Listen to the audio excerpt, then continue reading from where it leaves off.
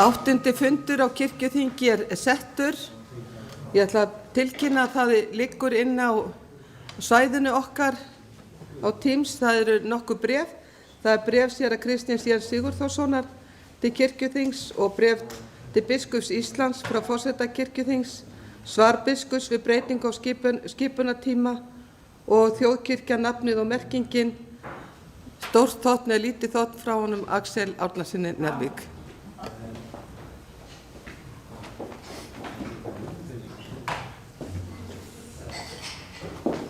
Fyrir er tekið fyrsta mál á þessari dagskrá, það er síðari umræðumál og það er skýrsla biskups frá allsherjarnefnd og framsögumaður er Þuríður Víum Árnadóttir.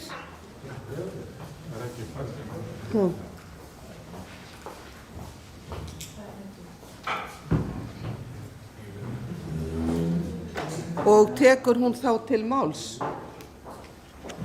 Þuríður, ert þú tilbúin? Já, 17. málið ekki.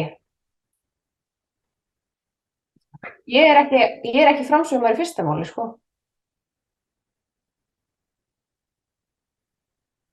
Rúnar er framsögumaður í fyrsta máli. Þetta er nefndarálit og þingsályktun við skýrslu biskups frá allsherjarnefnd. Allsherjarnefnd hefur fjallað skýrslu biskups ásamt ávörpum við upphaf kirkjuþings. Nefndin þakkar biskup Íslands, forseta kirkjuþings og dómsmálaráðherra fyrir ávörp þeirra við þingsetningu í Háteigs kirkju. Drífa Hjartardóttir, forseti kirkjuþings, bauð nýja kirkjuþingsfulltrúa sérstaklega velkomna og einnig nýkjörinn vígslubiskup á Hólum. Hún minnti á þá skyldu kirkjuþings að vinna af heilindum með hag þjóðkirkjunnar að leiðarljósi og minnti á þá miklu ábyrgð sem fylgir því mikilvæga verkefni. Þá velti hún upp þeirri hugmynd að breyta mætti því fyrirkomulagi að nýkjöri kirkjuþing kæmi saman að hausti, það mætti koma saman fyrr. Drífa minntist einnig á nýja fræðslustefnu og þá 3 markmiðs- og matsþætti sem þar koma fram, tengsl, vöxt og framlag. Þá gerði hún fækkun sóknarbarna að umtalsefni og hve mikilvægt það er að gera gangskör í að bæta skráningamálin. Agnes M. Sigurðardóttir, biskup Íslands, minnti á sérstöðu kirkjunar sem hvorki er fyrirtæki né stofnun heldur samfélag þess fólks sem vill halda á lofti kristinni lífsýn og fylgja leiðtoganum Jesú Kristi. Hún minntist á nýútkomna sálmabók sem verið er að taka í notkun í kirkjum þessar mundir. Einnig gerði hún að umtalsefni vinnu álag sóknarnefnda fólks sem er í sjálfboðastarfi við það að halda við menningaverðmætum og léti ljós áhyggjur af lækkandi sóknargjöldum. Jón Gunnarsson, dómsmálaráðherra, ræddi af hlýhugum kirkjuna og mikilvægi hennar í samfélaginu. Allsherjarnefnd þakkar ítarlega og greinargóða skýrslu biskups og mikilvæg störf embættisins á liðnu ári.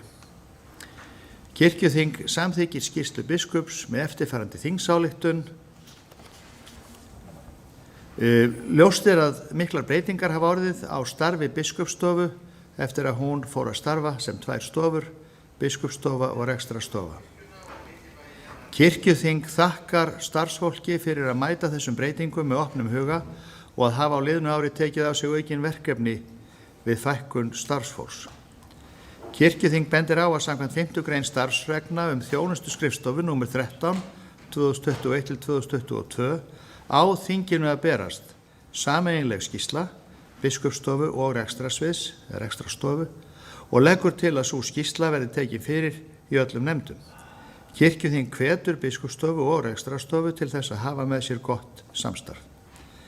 Kirkjuþing vill þakka biskupi fyrir hennar starf á liðnu ári og ekki sístir í það hve einarðlega hún hefur staðið opinberlega með fólki á flótta. Þar með lýkur nefndarálit og þingsályktun frá allsherjarnefnd. Orðið er laust. Enginn hefur kvatt sér hljóðs og er þá síðari umræðu lokið. Þeir sem geta samþykkt þessa þingsályktun gjör svo vel ekki að merki. Takk fyrir ykkur að móti og samþykkt samhljóða og er þannig afgreitt frá kirkjuþingi. Fyrir er tekið 17. mál til síðari umræðu. Það skýrsla vígða þjónustu kirkjuna frá allsherjarnefnd og framsögumaður þá Þuríður Björg Víum og tekur hún þá til máls. Forseti, ég les tillögu til þingsályktunar skýrslu nefndar vígða þjónustu þjóðkirkjunnar. Allsherjarnefnd hefur fjallað málið og leggur til að kirkjuþing samþykki eftirfarandi þingsályktun. Kirkjuþing þakkar fyrir greinargóða skýrslu starfshópsins og leggur til að skýrslunni verði vísað til biskupafundar til hliðsjónar við árlega endurskoðun sína á skipan sókna, prestakalla og prófastsdæma. Kirkjuþing leggur áherslu á að hlutverk biskupafundar meðal annars að gera tillögur breytingar á skipan sókna, prestakalla og prófastsdæma á grundvelli starfsreglna, þingsályktana og stefnumörkunar kirkjuþings og býr mál varða breytingar í þeim efnum í hendur kirkjuþings, samanber 5. grein starfsreglna biskupafund, nr. 34 frá 2022-2023. Kirkjuþing hvetur biskupafund til náins samtals við sóknirnar í landinu, við sameiningar og endurskipulag þjónustunnar í héraði og leggur áherslu á að við breytingar sé tillit tekið til aðstæðna á hverjum stað. Takk. Orðið laust 17. mál. Já, Arnfríður, gjörðu svo vel, tekur til máls.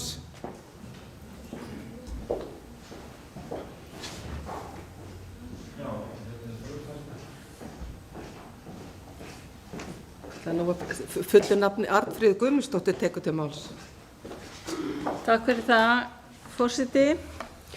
Það tvennt sem ég langar til að spyrja eða vekja máls á kannski frekar, og það annars vegar djáknaþjónusta í kirkjunni. Mér sýnist að það sé engin svona, ég reyndi að sjá einhverju sérstaklega svona reglu eða einhverju stefnu í því hvar ætti að vera djáknaþjónusta og hvar ekki.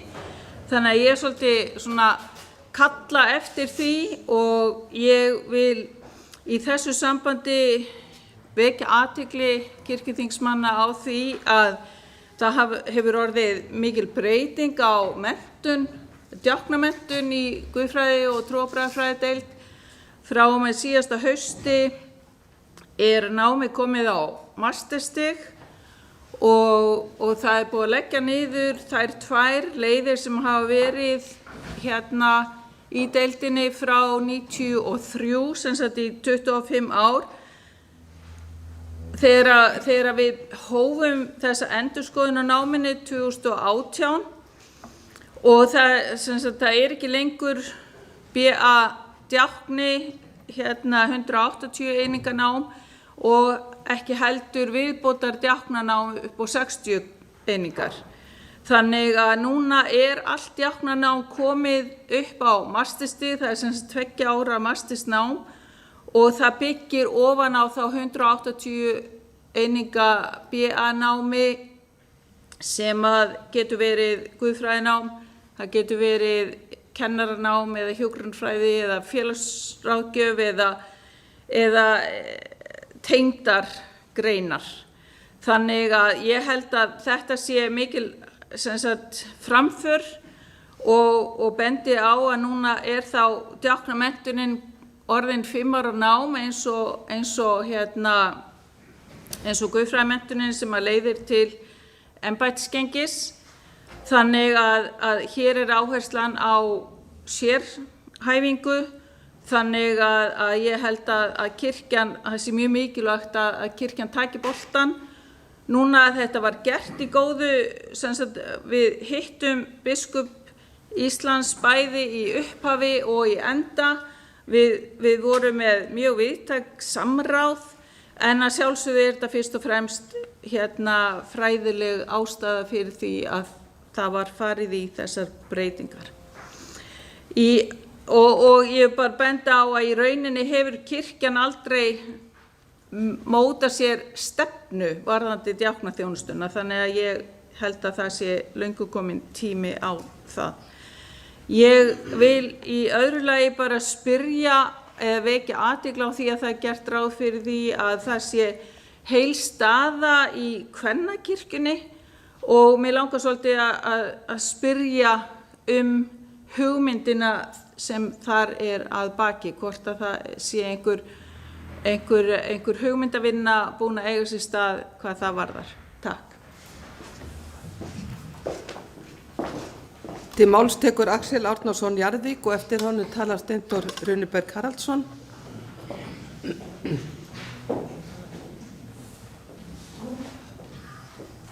Forseti, ég langar að gera að umtalsefni titilinn á þessu plaggi og vildi skrolla þangað. Í dag og sem áður og kannski í öllum dögum þá skiptir gríðarlega miklu máli að menn séu að tala sama hlutin og hafi með einhverjum hætti sama merkingasvið í huga þegar menn tala saman. Það getur líka falið það í sér að menn verða að gæta orða sinna til þess að það sem vaknar í huga fólksins sé með tilhýðlegum hætti. Hérna í titlinu stendur í vígðri þjónustu þjóðkirkjunnar og hvaða hugrenningatengsl fara á stað þegar við sjáum þetta með stóru þ. Og ég ekki með orðhengilshátt. Lögaðilinn sem við köllum þjóðkirkjan með stóru þ. Hún að sinna vígðri þjónustu eða ekki? Í þessari skýrslu sem var lögð undir var spurt, það enginn sem þá mynd 4 með leyfi forseta í þeirri skýrslu sem var birt og forsenda þessa nefndarálits, þar segir það engin þörf fyrir þjónustu, það engin þörf fyrir vígslubiskupa í þjóðkirkjunum með stóru þ. Menn að tala lögaðilann eða trúfélagið? Og öll skýrslan fer á flot og margt annað í okkar tali fer á flot. Ég ekki að tala vígslubiskupana, ég að tala það hvernig við tölum og beitum orðið þjóðkirkja. Og við erum að fá pappíra meðal annars það þar sem þessi skilningu fer líka á flot vegna þess að menn að tala skildur ákveðna aðalega við þjóðkirkjuna sem með stóru þ. En telja það að vera skildur við trúfélagið. Ég vek bara athygli á þessu hversu erfitt þetta og snúið og með einhverjum hætti verða menn að setjast niður til þess að átta sig alveg hreinlega á því hvað menn að tala Þetta nefndarálit vígða þjónustu lögaðilans eða vígða þjónustu trúfélagsins? Það von og dæsir vegna þess að þetta höfuðmál. Og þetta kannski svo stórt að maður dæsir vegna þess að þetta óumflýjanlegt að það þarf að breyta þessu orði. Við þurfum að breyta orðinu þjóðkirkjan með stóru þ. Í eitthvað annað til þess að eyða þessum sífellda misskilningi sem ég að fann að klifa á í hvert skipti til þess að brýna okkur hvað erum við að samþykkja. Takk fyrir. Til máls tekur Steindór Runeberg Haraldsson.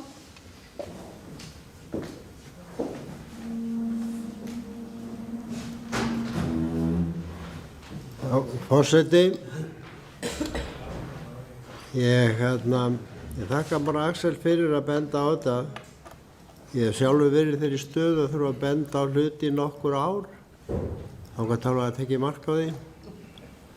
Og þetta bara alveg rétt. Alveg rétt sem Axel er að segja.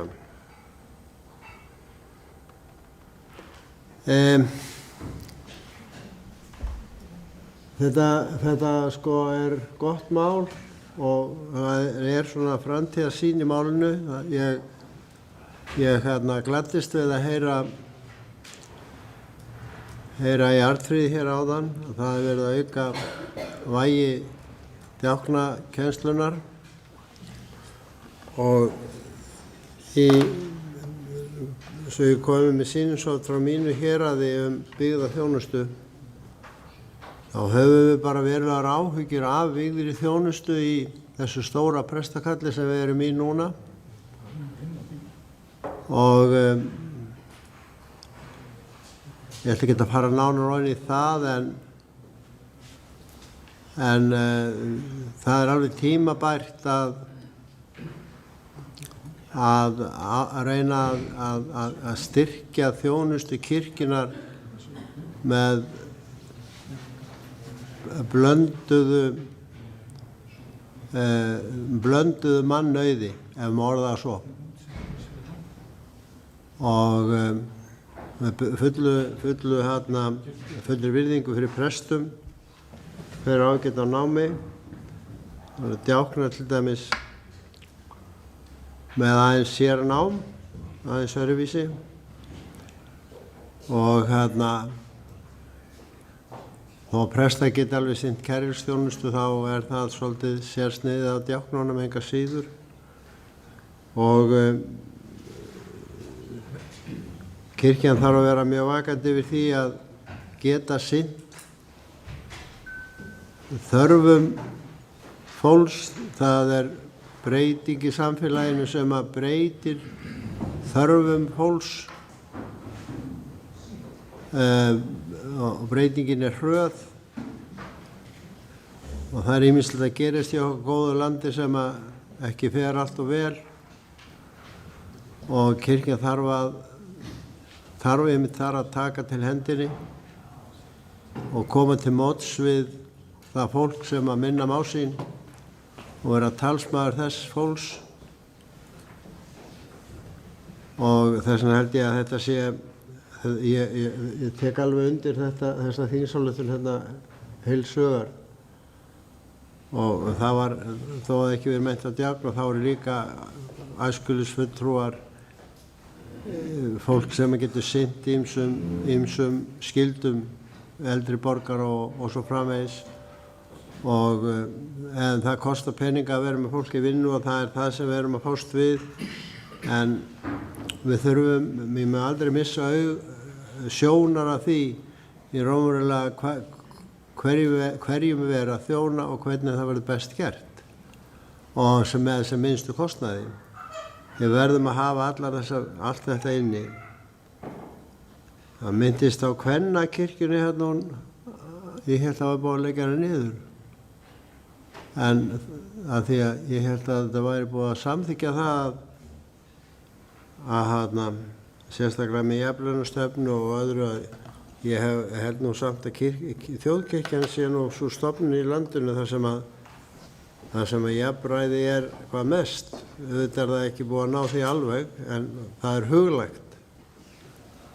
Og sumt huglægt verður ekki, við náum okkur ekki út úr því fyrir með nýjum kynslóðum. Það þannig, það reynsla mín. Ég veit ekkert það, hvort það greitt eitthvað í kvennakirkjunni. Svo ég minna Axel vinn minn á það að hann talaði að menn væri að tala saman. Ég minni líka og það að konur gerða það líka. Takk fyrir. Til máls tekur Agnes M. Sigurðardóttir biskup.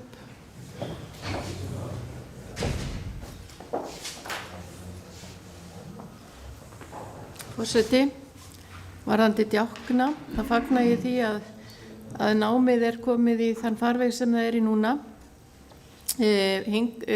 Þangað til að kirkjan fékk ný lög, að þangað til þá var ekki hægt að ráða djákna á vegum þjóðkirkjunar með litlum staf. Þeir voru ráðnir eins og þið vitið á vegum sóknana. En nú hefur staðan breyst og það hægt að ráða starfsfólk af þessum potti sem nú og djákna líka. Ég held hins vegar að draumsýn mín sú að í framtíðinni verði djáknar og prestar ásamt öðru starfsfólki sóknana að vinna saman í teymi eins og gildir víða í kirkjumunum í kringum okkur sem við tökum nú oft mið af og geti þar með gert kirkjuna betri, sinnt betur þeirri þjónustu sem hún á að hafa og sinnt betur þeirri köllun sem hún hefur. Kannski verðum við svo rík að við getum haft allt þetta starfsfólk á okkar vegum í einhver tíman í framtíðinni og ég vona það. En fyrir 30 árum var mikil umræða á prestastefnu djáknana og þá því haldið fram meðal annars að djáknar myndu fækka prestum. Og það hefur kannski verið svolítið sú hugsun hefur kannski verið svolítið bremsa fyrir því að djáknarnir hafi fengið að þjónusta meira í kirkjun okkar. Við vitum það að þegar hrunið var fyrir einhverjum árum, 14-15 árin, þá voru djáknarnir þeir fyrstu sem var sagt upp í kirkjunum, í söfnuðunum. Þannig að ég held að þetta verði að fara saman, að djáknar og prestar, organistar, kirkjuverður og allir í kirkjunni vinni saman. Varðandi kvennakirkjuna, þá er það bara sjálfstæð félag innan þjóðkirkjunar og Auður Eir stofnaði kvennakirkjuna í raun og veru með leyfi biskups á þeirri tíð sem þá var. Ég held að það hafi verið Ólafur Skúlason, minni mig. Og Auður Eir enn að þjóna í kvennakirkjunni en hún fór að launaskrá þjóðkirkjuna eins og við vitum fyrir 15 árum. Þannig að, og þetta er að mestu leyti sjálfboðastarf sem þar er. Það hefur einn prestur á launum hjá okkur verið í þjónustu hjá kvennakirkjunni en eins og er það ekki akkurat núna í dag. Takk. Til máls tekur Stefán Magnússon.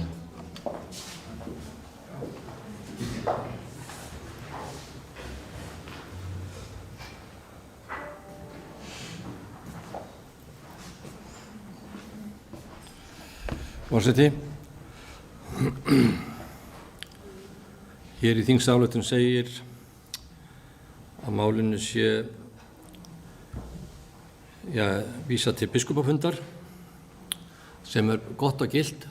Ég ætla bara að vekja athygli á því að það getur hver sem er gert tillögur skipan sókna prestakalla prófastsdæma. En þó að það sé megin hlutverk biskupa, þá er það ekki þannig að megi ekki hafa skoðun á þessu utan. Og ég ætlaði bara að árétta það og þessi að mínum mati þessi ágæta skýrsla, hún er kannski ekkert mjög jarðtengt, þannig að það er í besta falli hægt að hafa hana til hliðsjónar. Hún er ekki tengd við þann fjárhagslega raunveruleika sem við búum við. Og þess vegna er það að vera til hliðsjónar kannski ágætt.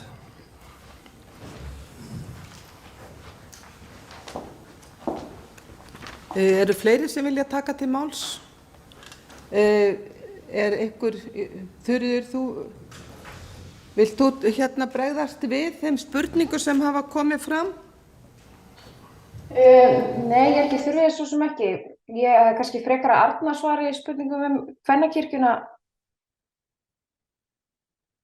En annars held ég að þetta séu bara góði punktar sem að ég veit að biskupafundur tekur inn á sinn fund. Ég heyrði ekki nógu vel, varst að vísa til Örnu. Til máls tekur Arna Grétarsdóttir.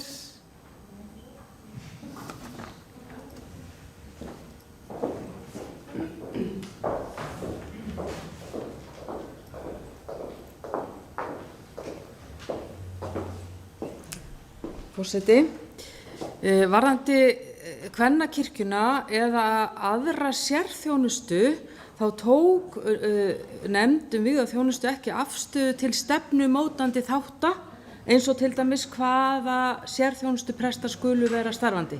Sú vinna er að ég held bara það eftir að vinna þessa vinnu og það er eitthvað sem við þurfum að gera varðandi alla sérþjónustuna. En ég skal segja ykkur mína hugmynd. Mér finnst að allir sérþjónustuprestar eigi að fara undir sjálfgæslu og fjölskylduþjónustu kirkjunnar. Að þar geti orðið samlegðar áhrif varðandi alla þá sérþjónustupresta sem nú heyra undir prófastsdæmi vestra, að geti orðið stórt og öflugt batteri þar sem er verið að sinna fólkinu hér í landinu sem þarf einmitt á sértækri þjónustu að halda. Og þar undir gæti verið kvennakirkjan, þar gæti undir verið fangaprestur og svo geti ég lengi haldið áfram. Þetta er mín framtíðarsýn varðandi sérþjónustu kirkjunar, en þá er ég ekki kannski að svara bara varðandi kvennakirkjuna, en skýrslan tók ekki á stefnumótandi ákvörðunum varðandi einstaka þjónustu þætti. Takk.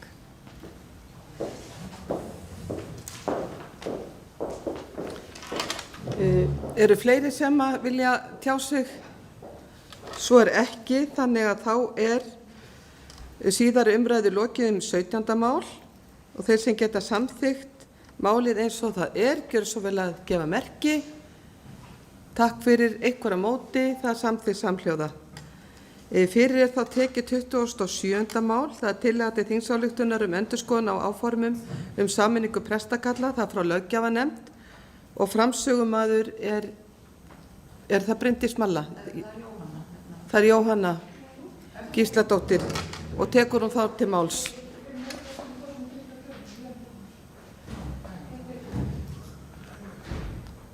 Viljið þið gera smá hlé kannski eða? Nei, þá tekur til máls Bryndís Malla Elídóttir.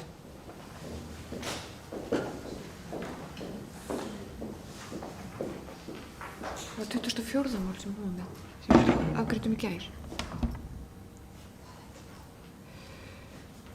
Forseti, ég flyt hér nefndarálit og breytingartillögu við tillögu til þingsályktunar endurskoðun á áformum sameiningu prestakalla. Löggjafarnefnd hefur fjallað málið og leggur til að tillagan á þingskjali 27 verði samþykkt með eftirfarandi breytingartillögu. Í stað fyrirliggjandi þingsályktunartillögu verði samþykkt svohljóðandi þingsályktunartillaga.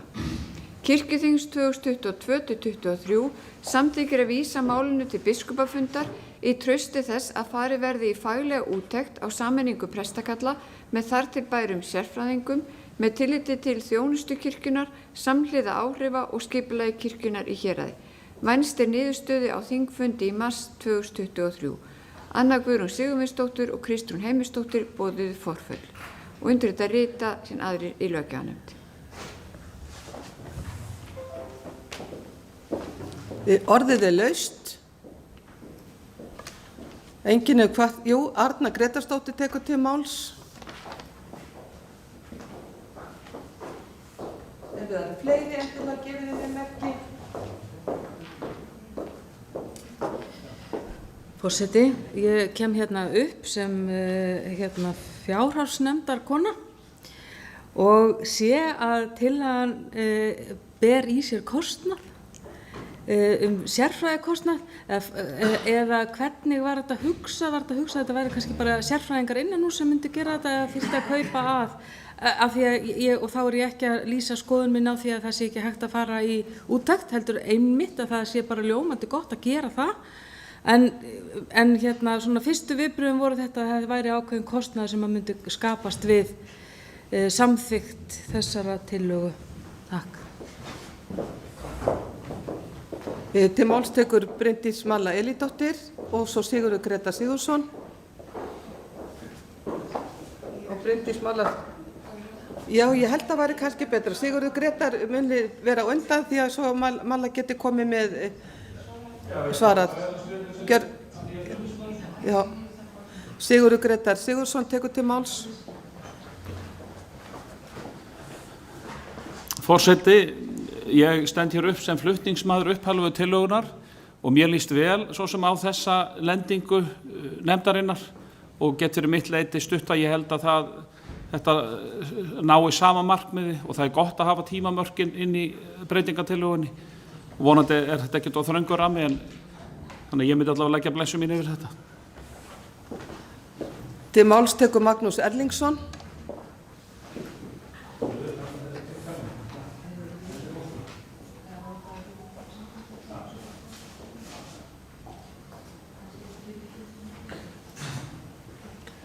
Forseti, hver er sérfræðingur í málefnum kirkjunnar? Ég vil vekja athygli á því að ég er eitt slíkur. Ég held að það séu fáir sem hafi meiri sérfræði þekkingu á þjónustu kirkjunnar en við sem störfum innan kirkjunnar, hvort sem það eru nú prestar eða aðrir. Þannig að auðvitað getur biskupafundur rætt við alla presta, djákna, sóknendafólk sem hefur raunverulega reynslu af starfina kirkjunar og af þessum sameiningum og það samtal mun auðvitað færa okkur mjög mikilvægar upplýsingar hvernig hafi til tekist þar sem sameiningu á sér stað og hvað hafi hugsanlega vantað upp. Og ég er ekki viss að tillagan fel endilega í sér útgjöld og ég raun, þó ég ætla ekki að tala niður einhverja skipulagssérfræðinga en það er auðvitað best að tala við þá sem er á akrinu og bara vita hvernig þetta gengur fyrir sig og það erum auðvitað bara við.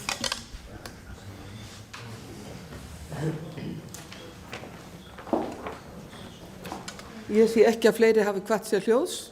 Jú, þá er það bara Bryndís Malla Elídóttir sem að lýkur þá umræðunni.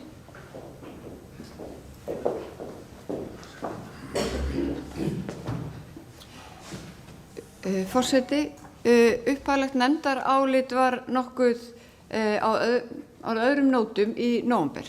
Þá vorum við tilbúið með annars konar nefndarálit þar sem við gerðum ráð fyrir að skipa 3 manna nefnd til þess að fara í þetta.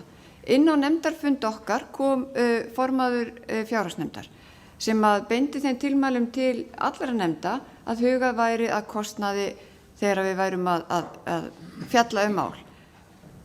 Við tókum tillit til þessi nefndinni, ákváðum að geyma málið, lögum það ekki fram í nóvember, fórum betur yfir þetta, skoðum þetta, ræddum málið til dæmis við vígslubiskup sem gaf okkur góður upplýsingar hvar málið er statt til dæmis nú þegar á þeirra borði og þetta var síðan niðurstaðan okkar að leggja þetta nefndarálit fram svona.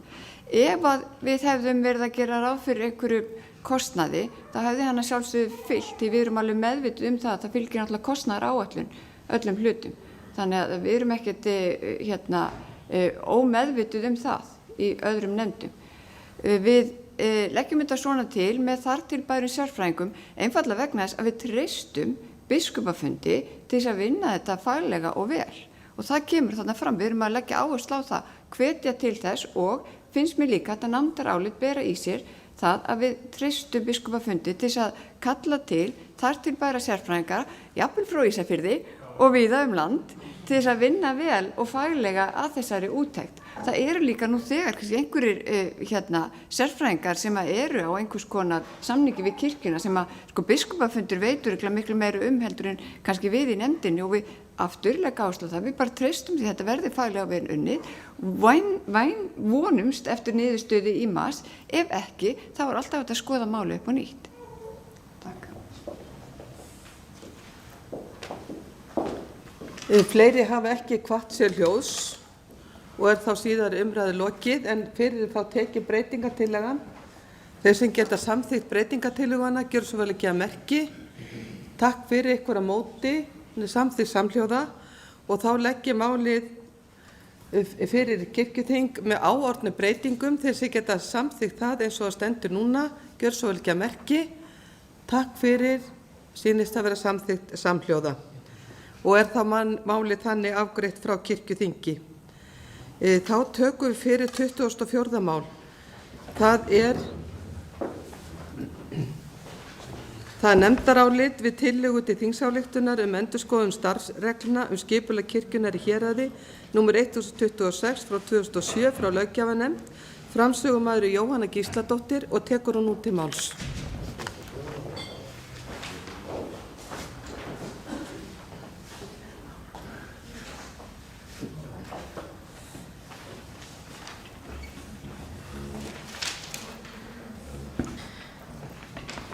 Forseti.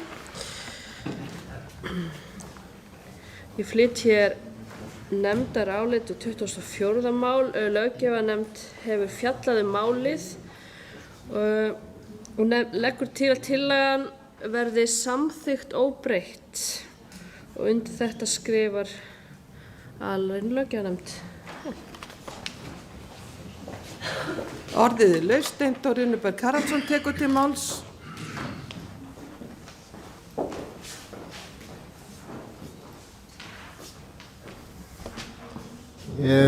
Forseti, ég vil þakka löggjafarnefndinni. Það er ánægilegt að þó ég sé búin að vera hérna svo gamall sem á grunum og sjá, þá kemur tillaga sem er frá mér sem er samþykkt óbreytt. Þetta er bara mjög gott. Takk fyrir mig.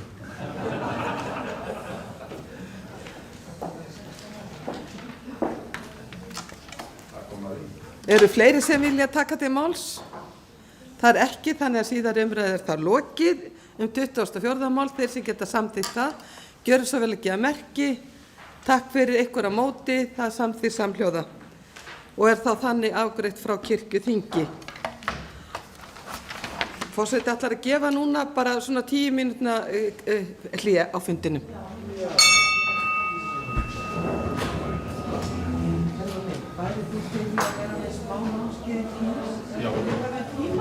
Já, Það væri gott að... nefndina kallar hún bara til, Já. nefndina kallar bara í mig Já. og þá bara hef ég, það er ekkert mál. Fundi er framhaldið og fyrir er tekið 18. mál til síðari umræðu. Tillaga til þingsályktunar að kirkjuþing skipi 3 manna starfshóp vegna frjálsra fjárframlaga til sókna. Nefndarálitið er frá fjárhagsnefnd og framsögumaður er Einar Már Sigurðarson og tekur hann út til máls.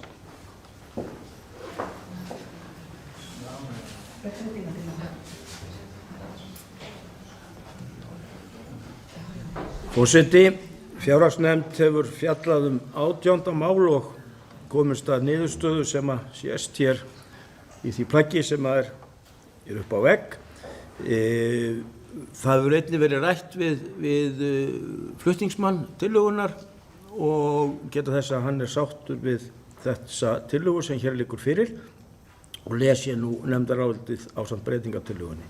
Fjárhagsnefnd hefur fjallað málið og leggur til að það verði samþykkt með eftirfarandi breytingartillögu.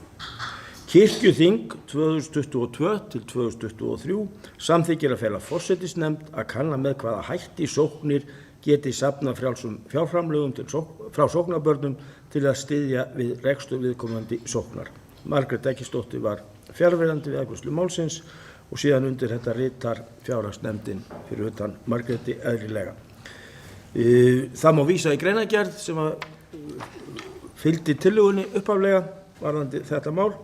Þetta er brýnt mál og það sem þarna er aðalatriðið er að sé rétt að öllum hlutum staðið og við teljum að forsætisnefndin geti komið í þann farveg að það eigi að vera góðar lyktir í því máli.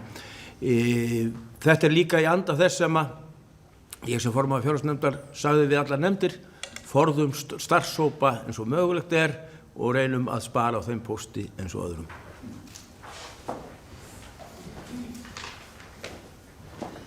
Orðið er laust 18. mál. Já, til máls tekur Kristján Björnsson vígslubiskup.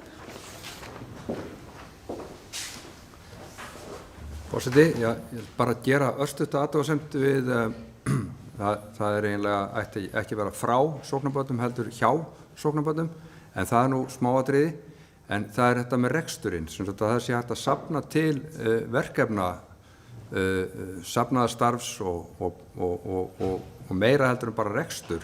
Það getur verið til styrkja og til aðstoðar í söfnuðunum og svoleiðis. Hvort að við værum til í að annarkvort að túlka þetta með þessum hætti eða annað. Og svo er þetta tiltölulega einfalt mál að þetta er bara skrásóknina sem almannafélag. Við getum alveg gert þetta þá og líka skattaafsláttur og allt mögulegt. En þetta er góð tillaga á margan hátt en ég bara legg til að verði aðeins víkkað.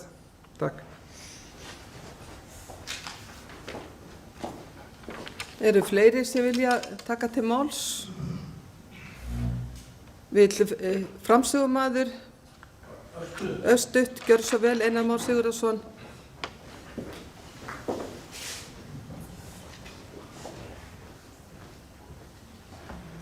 Forseti, vegna orða Kristjáns Björnssonar þá vil ég segja að ég lít þannig á og gerir ráð fyrir að nefndin gerir það líka að forsætisnefndar er falið að kanna með hvaða hætti sóknir geti safnað og svo framvegis til að styrkja.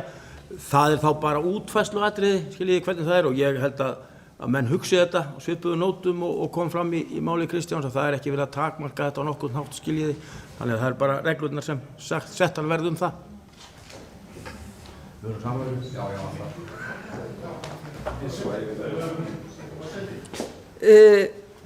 Já, það er Hjörleifur og Axel. Nú, var Axel bara að benda? Hjörleifur Þórarinsson gjörðu svo vel tekur til máls.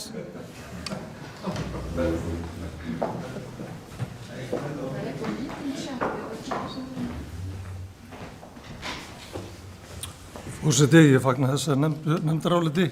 Ég kannski bara benda á að hvort við sem að þrengja þetta of mikið með að segja að það sé frá sóknar börnum er frjáls framlög frá hverjum sem sko. Takk.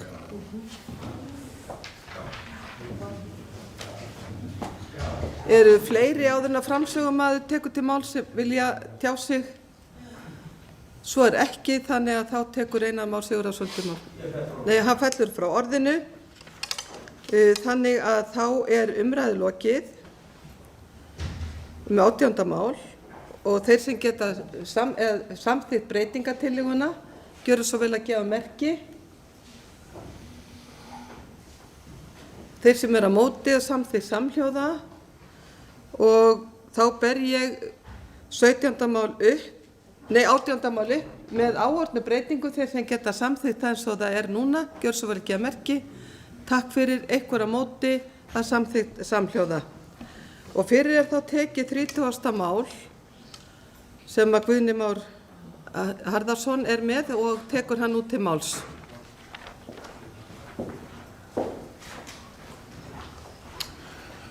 Forseti, ég er frekar nýr á þinginu og samdi þetta mál kannski ekkert með of mikla þekkingu á öllum ferlum kirkjunnar þá.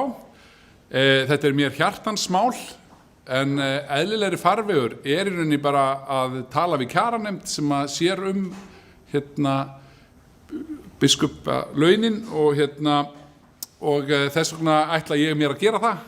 Tala við kjaranefndina og ég held að það sé bara fínn farvegur fyrir máli og dreifa tilbaka. Takk.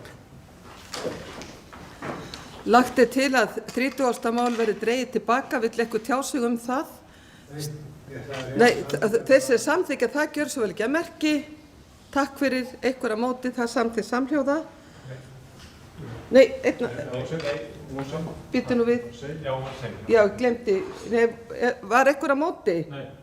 Þau eru aðeins streymið aðeins seinna heldur en við, en þá er bara málið úr sögunni og fer í þennan farveg sem að flutningsmaður ræddi Nú gerum við þá hlé á þessum fundi fram yfir hádegi. Það verður lokaður fundur hérna klukkan 11 og þið hafið þá tíma til að lesa álit frá fjárhagsnefndinni og þannig að gæti verið að Hermann myndi kannski aðeins kynna ykkur núna bara nú lokuðum fyrir streymi, það bara fundið frestað og ég ætla að biðja Hermann aðeins að fara yfir Teams, bara ykkur til glöggvunar hvernig þið getið nýtt ykkur Teams. Fínt að nýta til.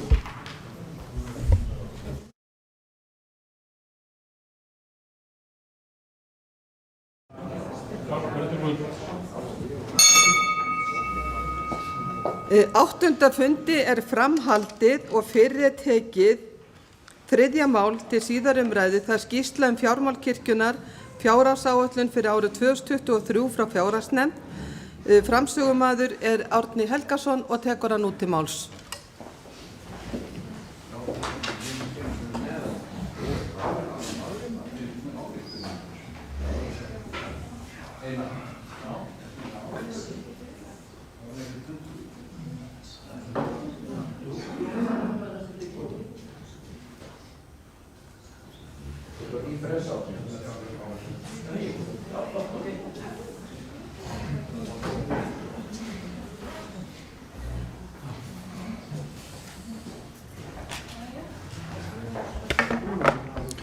Forseti,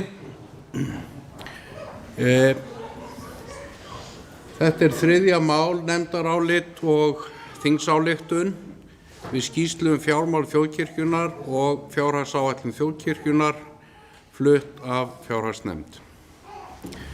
Fjárhagsnefnd hefur farið yfir tillögu af fjárhagsáætlun þjóðkirkjunnar fyrir árið 2023 og hefur nefndin nú uppfært fjárhagsáætlun þannig að hún nú sett fram samkvæmt starfsreglum fjármál þjóðkirkjunnar nr. 13/2021, 5. grein. Einnig hefur nefndin lagt til margvíslegar breytingar og hagræðingartillögur sem birtast í þeirri áætlun sem hér er lögð fram. Sú fjárhagsáætlun sem lögð var fram á októberþingi kirkjuþings gerði ráð fyrir rekstrarhalla upp á 16.314.130. Í meðförum nefndarinnar tókst að ná fram aðgangi að upphæð krónur 146.712 sem er ekki í samræmi við samantekna áætlunum sem við fengum frá rekstrarstofu. Þar er hún 0. og ég er bara ekki með skýringu á því af hverju það er. Við þurfum að leiðrétta þetta. Fjárhagsnefnd bendir á að afar brýnt að halda áfram aðhaldsaðgerðum til að verja og auka þann árangur sem náðst hefur í rekstri þjóðkirkjunnar.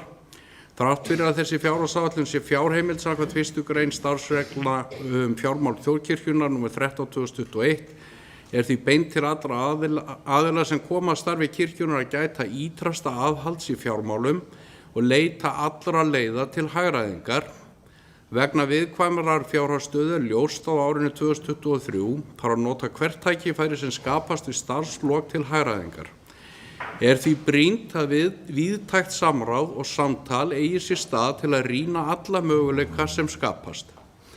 Eins og við afgreiðslu síðustu fjárhagsáætlunar þá því einnig beint til framkvæmdanefndar að ljúka vinnu við endurskipuleggja þjónustumiðstöð kirkjunnar þannig að allt verklag og verkferlar verði sem skýrast og þjóni þörfum kirkjunnar sem best. Einnig hefur fjárhagsáætlun verið uppfærð samkvæmt 2. grein þar sem segir að í fjárhagsáætlun kirkjuþings skuli gera ráð fyrir sérstakri fjárheimild sem nemi 1% af heildarútgjaldaliðum í fjárhagsáætlun. Til að bregðast við útgjöldum sem brýna nauðsyn ber til að inna af hendi eru tímabundin, ófyrirsjáanleg, óhjákvæmileg og ekki unnt að bregðast við með öðrum hætti. Fjárheimild þessi skal nema lágmarki 1% af heildarútgjaldaliðum í fjárhagsáætlun. Greiðslur af fjárheimildin eru ákvarðaðar á rekstrarstofu þjóðkirkjunnar í samráði við framkvæmdanefnd og fjárhagsnefnd kirkjuþings ráðstafanir samkvæmt 1. málsgrein meðal annars hvort öll skilyrði séu uppfyllt.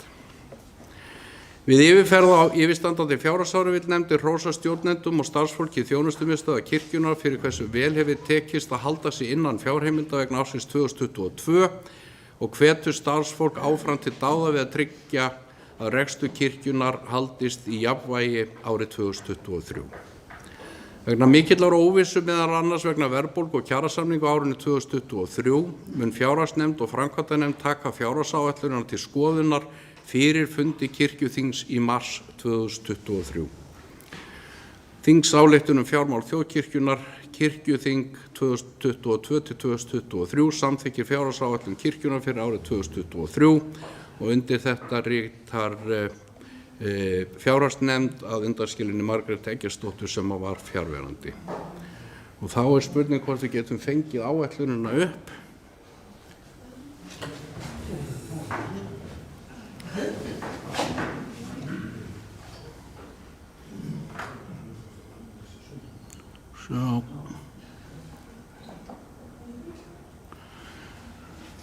Já, þannig eru sem sagt tekjurnar, þær eru óbreyttar 4.185.799.596 krónur. Og ef þú fer niður, alveg niður bara á niðurstöðuna,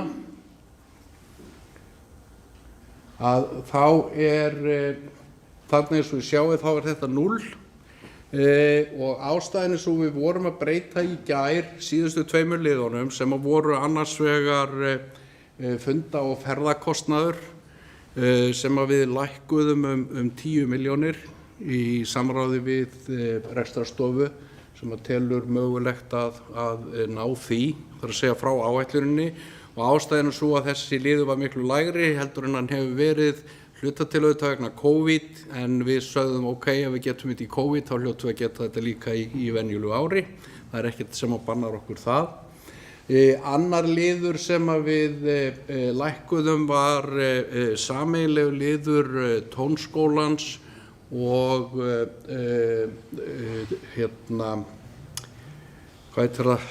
söngmálastjóra þjóðkirkjunnar sem voru samtals 42 milljónir og þar tókum við aðrar 10 milljónir af vegna þess að okkur skilst að það kunna vera að skapast möguleikar á auknu samstarfi á milli þessara aðila sem að verður síðan skoðað í framhaldinu.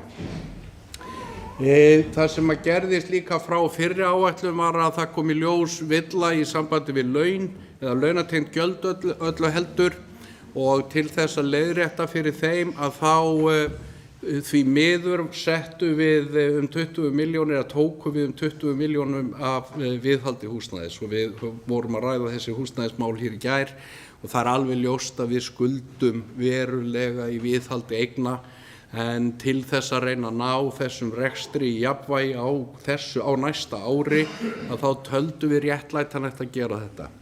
Og ég bendi á að þarna komin inn ófyrirsíðu kostnaðurinn sem að vera samkvæmt samþykktum og verklagsreglum kirkjuþings upp á 41 milljón. Auk þess í liðunum rekstraraðhald þegar við fengum þetta upphaflega frá rekstrarstofu þá að búið að gera ráð fyrir sirka 30 milljónum í aðhaldi vítt og breytt reksturinn. Ég bendi líka á þarna eru afskriftir á fjármagnsliði, þetta er 21,5 milljón sem langmestuleyti afskriftir. Þetta þýðir það að ef við næðum núllinu á rekstrarreikningnum þá væri að koma 21,5 milljón inn í sjóðina. Það er að segja afskriftirnar eru reiknistærð, það er ekki peningar sem að fara út frá okkur þannig að það væri þá að bætast í sjóði kirkjunar þessi 21,5 milljón cirka. En ég vek athygli á því að þetta áætlun. Hún byggð á þeim tölum sem að við höfum úr bókhaldinu 2021 og það sem af árinu 2022 og það alveg ljóst að það mun ef við færum í alla undirliðina, við gerðum það, við fórum í undirliðina og áætluðum þá. Það alveg ljóst að þeir mun ekki standast 100% allir. Við vonum náttúrulega að við náum þessu markmiði að ná okkur niður í 0 núna og ég verð að segja ef okkur tekst það eða starfsfólki þjónustumiðstöðva kirkjunnar ef það tekst þá það mjög góður árangur miðað við það hvernig reikningarnir undanfarin ár hafa litið út og það má ekki draga úr því álagi sem að og verður á starfsfólki við að ná þessu fram.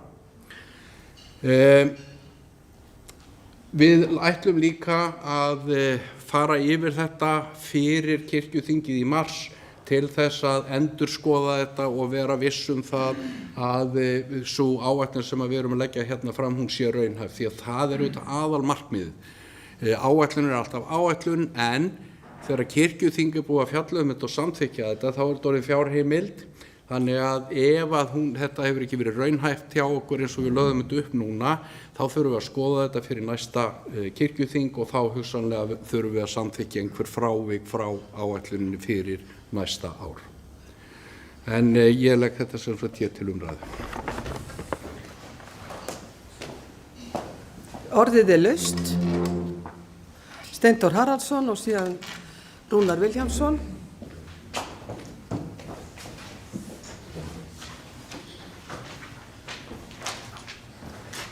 Forseti, ég þakka þér fyrir Árni þetta. Svo það sé sagt að þá blandaði ég mig nú ekki mjög mikið í þetta núna sem nýgræðingur hérna í nefndinni en hlustaði og þetta það engin kjarnorkuvísindi að út af verið sig að taka einhvern lið og segja að við skerum þetta niður 10 milljónir, þá hverjum 10, svo finnum við einhvern annan og skerum það niður. En svona heilt yfir að líta, þá held ég að það sé til framtíðar litið þá lít ég svo á að fjárhagsnefndin ef að hún breytir út af tillögum framkvæmdastjóra gerum ráð fyrir því að það sé vel unnið. Það var bara svolítið spes núna þegar við fengum þetta ekki í réttu formati þetta að byrja með og þess vegna var þetta allt svolítið flókið. Og alveg allt á síðustu stundu en vonandi verður það ekki næst. En ef að hún ætlar að breyta fjárhagsáætlun frá gerð framkvæmdastjóra rekstrarsviðs í einhverju verulegu mæli sem að þetta nú ekki, þá þarf að færa mjög sterk rök fyrir því. Það líka hægt að biðja framkvæmdastjóranum að færa rök fyrir áætluninni eins og hún vegna þess að við höfum bara ekki tíma til þess að fara ofan í það alveg per se að er hægt að fara í þetta og lækka þetta og hverju skilar það. Það sem ég er líka að segja er þetta að á tiltölulega fáum árum þá hefur rekstur kirkjunnar farið úr 1200 milljónum mínus niður í 0. Ef að svona hallarekstur er tekinn of hratt niður, þá getur það valdið verulegum skaða.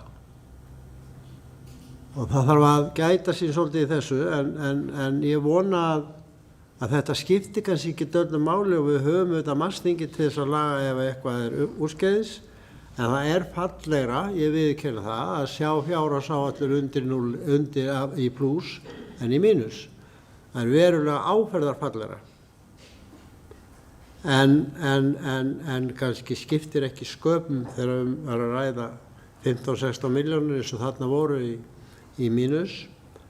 En ég ítreka það að ég held að nefndin þurfi að hafa sterk rök fyrir því að breyta fjárhagsáætlun hjá framkvæmdastjóra og það getur vel verið hún hafi það. Hún þarf þá að færa sterk rök fyrir því, að mínu mati. Takk fyrir.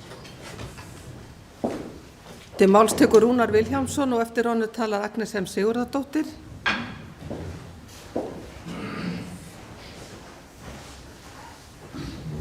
Já, forseti, varðandi fjárhagsáætlunina að þá hef ég nú reyndar vanist því að þegar fjárhagsáætlun er lögð fram þar sem ég hef komið að þá hafa fylgt skýringar. Ég hefði talið það mjög æskilegt að það hefði verið þarna lagðar fram skýringar með einstökum liðum til þess að við áttuðum okkur á innihaldi því að þarna eru mjög almenni liðir inn á milli, aðrir aftur miklu afmarkaðri og hefði hvatt til þess í framhaldinu líka þegar kemur að því að við hittumst aftur að fjárhagsáætlun fylgi skýringar með einstökum liðum. Takk. Til máls tekur Agnes M. Sigurðardóttir biskup og eftir henni talar Stefán Magnússon.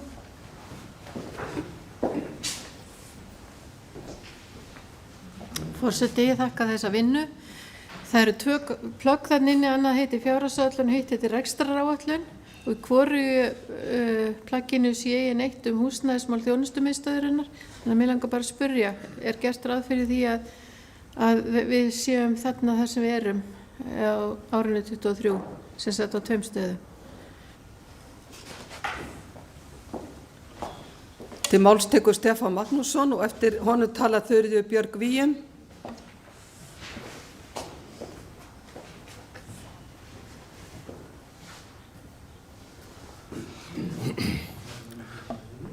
Forseti,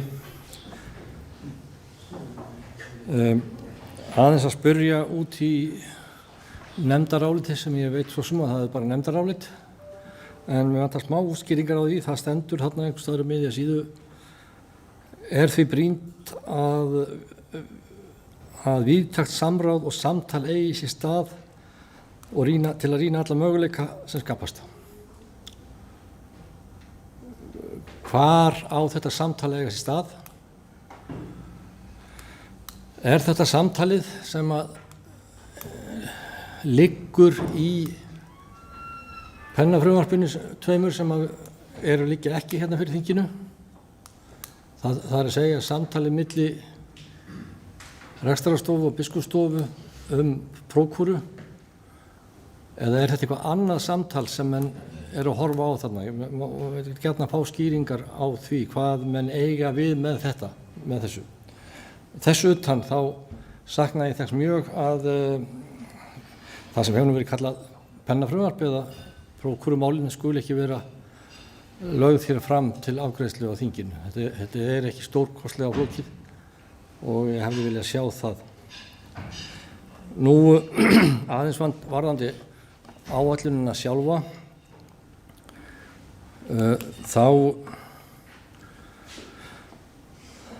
þá liggur fyrir, eins og ég hef svo sem sagt áður, að við skuldum sjálfum okkur stórar fjárhæðir. Hvort sem það 1200 eða 1500 milljónir eða hvað það er stórar upphæðir. Ég hefði viljað sjá áætlun endurgreiðslu á þessu. Ef þetta væri bankalán, þá væri þetta allt öðruvísi framsett í reikningunum. Og við gætum stillt því einhvern veginn þannig upp að það væri líðum ljóst að við yrðum að spara út af þessari gömlu skuld sem að við viljum greiða tilbaka. Þess utan viljum við greiða inn í varasjóð. Ekki svona pluss mínus sjóð, heldur varasjóð sem við leggjum til hliðar. Þetta kannski má líta á þetta sem einhverja hártogun í sjálfu sér en ef mann vilja það, en ég held það að það er allt í lagi að hvetja til sparnaðar í sjálfu sér og gott og gilt, en mér finnst að vera meira svona statement ef það er virkilega tekið fram, alveg konkrétt. Ég held að það sé þessi mannlega, það er svo mannlegt að segja, já, við erum á núllinu, þá getum við bara að hallað okkur aftur. Það er svo gott. En það þarf meira til. Ég tek undir þetta með skýringarnar sem var hér minnst á áðan í Rúnari. Og þó að við séum með þessa áætlun á núllinu sem bara árangur algjörlega út fyrir sig, ég dreg ekkert úr því, þá vorum við líka að hafa það í huga að það sem við höfum verið að skera niður og erum að skera niður, og ekki bara núna, heldur fyrra og hittifyrra, það að við erum búin að selja skófluna á hakann, eða endurnýja ekki skófluna á hakann. Við erum með starfsmennina til að vinna með þessi verkfæri, en verkfærin ekki til staðar, af því það búið að skera það niður. Við veit ekki hvert að fara, menn það ekki nóg að vera með mann í vinnu, það þarf að hafa eitthvað til að vinna með sem rekstrarkostnaður í mörgum tilfellum. En ég vil bara að lokum þakka fyrir þessa vinnu og óska fjárhagsnefnd velfarnaðar í störfum framöndan. Til máls tekur Þuríður Björg Víum Árnadóttir og eftir henni talar Einar Már Sigurðarson. Forseti, mér langar til þess að benda þess á að því við vorum svo mikið að tala fasteignirnar í gær að það er reiknað með hlunnindatekjum upp á 16 milljónir í þessari fjárhagsáætlun. Það voru 13 milljónir í fyrra. Mér langar bara að benda á að 12 milljónir af þessum 16 milljónum koma inn fyrir eina jörð. Og það er enginn að segja mér það að þessar 20 og eitthvað hvað eru hlunnindi jarðir sem við eigum í viðbót get ekki skila meira heldur en 4 milljónum á ári. Þarna þurfum við virkilega að taka til hendinni og fara að hámarka öll þau hlunnindi sem við eigum. Ég held að þetta sé mjög mikilvægt og ég bara svona velti því fyrir mér hvort þetta getur verið rétt. Takk fyrir. Tekur Einar Már Sigurðarson og eftir honum talar Arna Grétarsdóttir.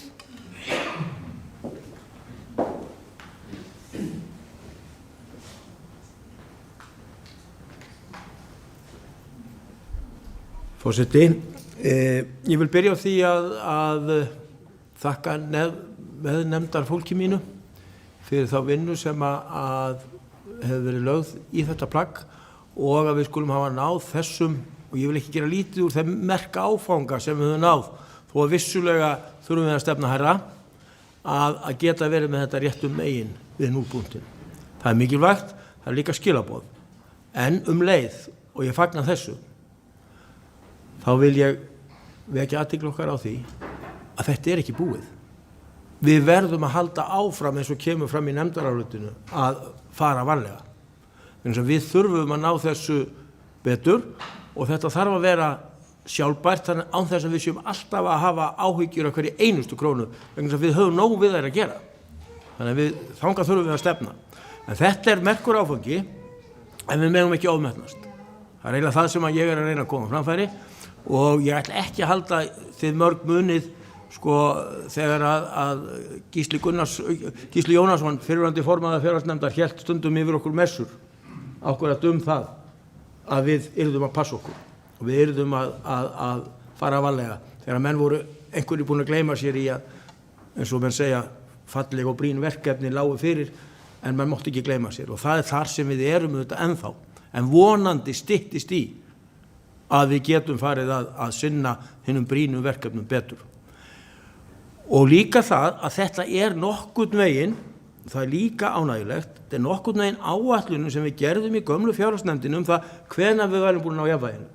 Og það var akkúrat eins og Steindór var að benda og það er ekki hægt að gera þetta allt í einu stökki, það er ekki hægt að gera þetta ofbratt vegna þess að þá verða áætlunar óraunhæfar. Við erum að vonast til þess að þessi áætlun sé bæði góð og raunhæf. Og breytingarnar sem að Árni fór svo ágætlega yfir hérna áðan, þær eru gerðar í samráði við framkvæmdastjóra. Þannig að þetta er líka talið raunhæft þar, skiljið. Þannig að það er ekki, þetta er ekki bara einhver draumur eða væntingar, þetta er raunhæft. Og þetta er mikilvægt. Þannig að við þurfum hins vegar að halda áfram og það var mjög góður punkturinn sem að Þuríður kom með og gjörþekkir málið.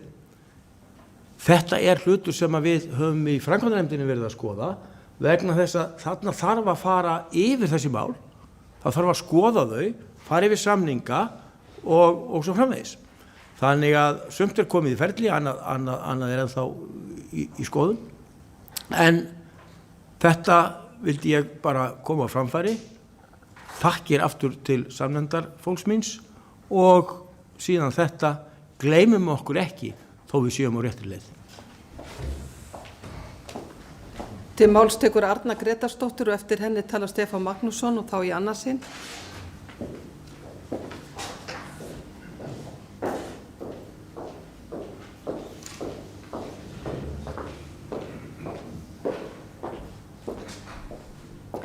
Forseti, já, ég vil koma hérna upp og fagna því að við skildum þó ná þessum 16 milljón króna halla niður í 0.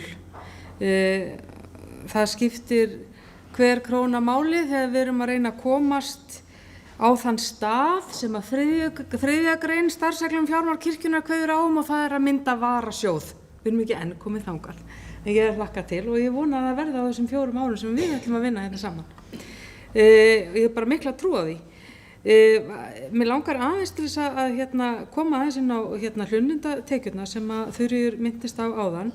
Það var þannig þegar vorum að fara yfir tekjuhliðina að þá eru allar tekjur varlega áætlaðar. Það er óbúslega erfitt að áætla mjög nákvæmlega fyrir tekjum. Og þá verður líka að segja að þegar við erum með áætlun sem byggir á rauntölum að þá fjallu niður veiðihlunnundatekjur vegna COVID. Það var bara engin arður, það var ekki verið að greiða út arð í einhverjum ám og einhverjum hlunnundum sem kirkjan á. Svo því sé haldið til haga að þá hafði það áhrif. En mér sýnist að þetta sé bara á góðum stað hjá framkvæmdanefndinni að skoða þetta vegna þess að ég held að við erum með 4 milljónir í arð af hitaveitu fyrir norðan og svo ef þetta er 12 milljónir þarna þá vantar eitthvað upp á. Það er fært einhvers staðar annar staðar og getur haft sína ástæður. Þetta eru kannski steinar sem þarf að fara að velta. Það er bara, þeir eru margir, alltaf leið með það. Mér langar síðan að benda bara aðeins á í lokin að fjárhagsáætlunin er því miður ekki komin á þann stað sem að starfsreglur fjármál þjóðkirkjunnar gera ráð fyrir. Við höfum ekki fengið frá rekstrarstofu liðin í 5. grein starfsreglna sem fjallar fjárhagsáætlun. Annar kafli gerð fjárhagsáætlunar. Þannig að ég ger bara ráð fyrir að við lögum það næst og bið þingið að bara horfa í gegnum fingur sér með það, því að við gátum ekki gert betur en þetta, þó að við höfum margbeðið rétta sundurliðun, svo það sé nú sagt. Takk fyrir. Til máls tekur Stefán Magnússon í annað sinn og síðan Guðni Már Harðarson.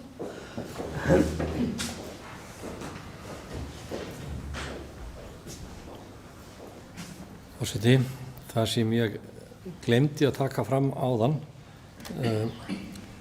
snýr að viðhaldi fasteigna. Það tengist á málinu sem ég flutti hér í gær, 8. máli fasteignir. Mér þykir afar vond ef að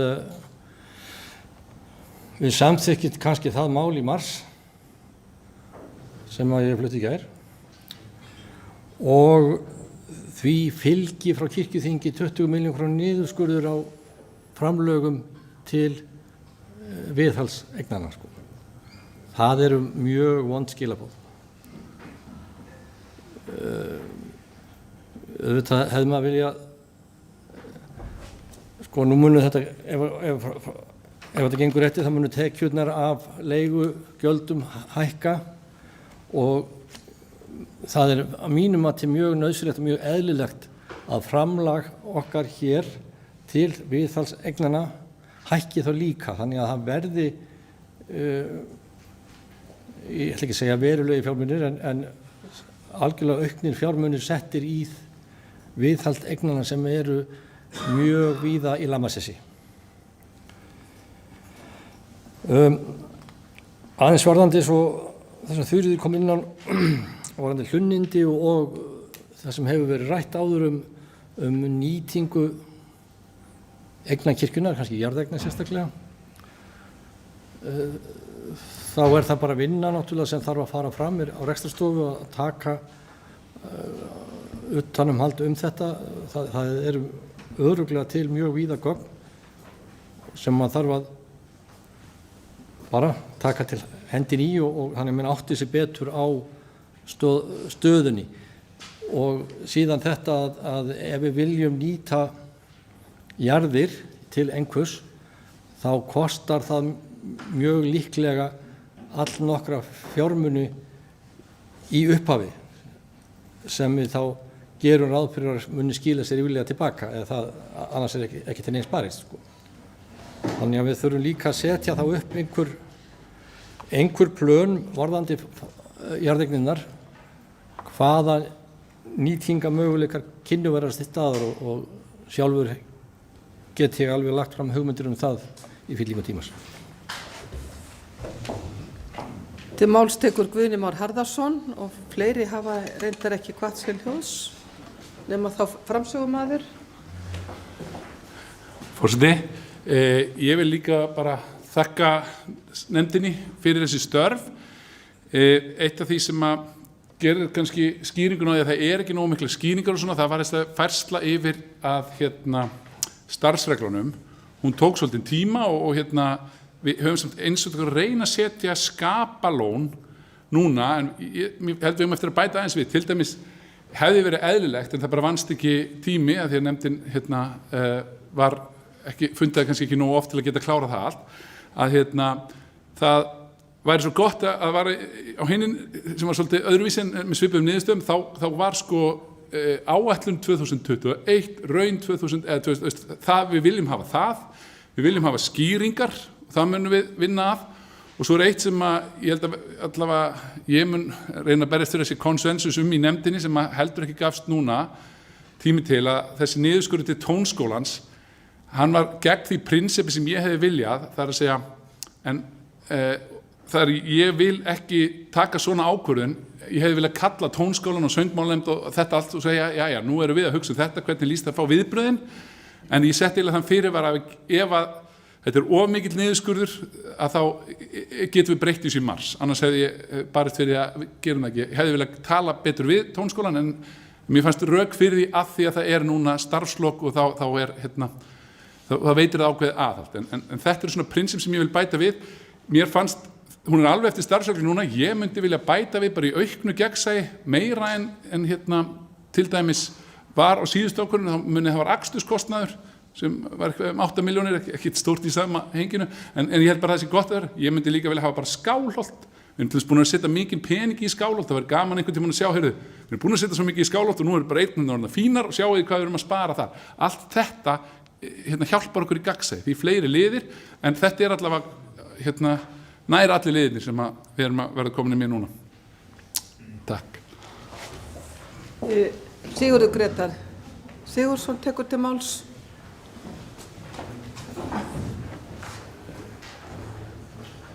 Já, forseti.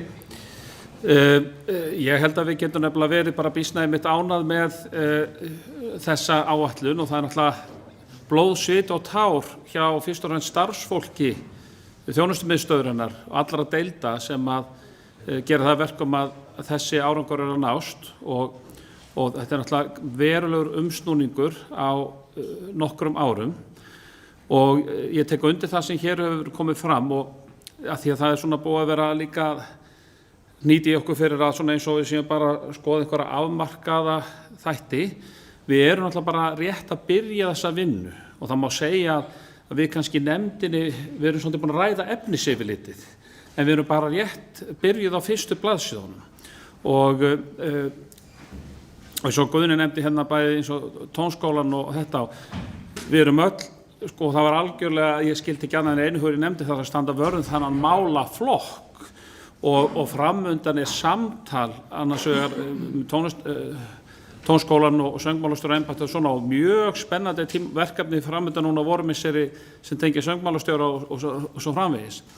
Og sama gildi með Skálholt, við höfum ekkert, ég held að sé bara nánast ekkert sem við höfum fjallað Skálholt sem málum sem slík á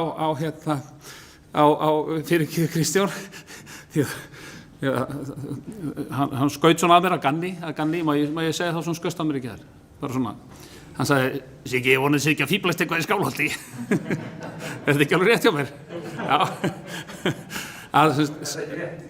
það er rétt að við erum ekki byrjuð að fíblast allavega í Skálholti, en það er náttúrulega bara eitt af verkefnum sem fjárhagsnefnd hlýtur að fara í. Hann þið veitir hvað við erum talað í mars. Nei, en þetta er bara löng vegferð og það er mikilvægt að eins og Stefánsson kom að við erum ekkert bara að halla okkur aftur. Og þetta eru svo miklir hagsmunir í húfi og þjónustan, grunnþjónustan og við sem erum kirkjuþing, við þurfum svolítið með að tala og því fleiri viðhorf því betra. Við þurfum að tala svolítið fyrir hvernig er forgangsröðunin. Og við reynum að horfa svolítið á grunnþjónustuna og það er svona forgangsröðunin og líka mikilvægi samtalsins og að því það var komið inn á klausuna í álitsgerðinu samtala, þá er bara að þegar það kannski koma tækifæri, þó að sé fjárheimild fyrir því, að það eigi sér samt stað samtal milli allra aðila, milli biskups, milli rekstrarstofu, milli fjárhagsnefnda, þar sem hlutinir skoðaðir svolítið, er eitthvað hér, er eitthvað sparnaða tækifæri hér eða viljum við ekki nýta það tækifæri, skiljið.